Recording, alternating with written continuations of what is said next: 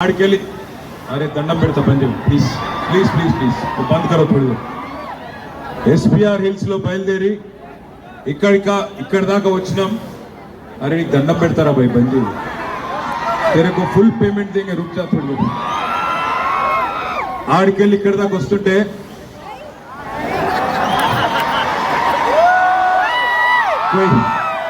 कोई कांग्रेस वाला है देखो वहां पे कांग्रेस वाला आ गया ఆడికెళ్ళి ఇటు దాకా వస్తుంటే నిజంగా కూడా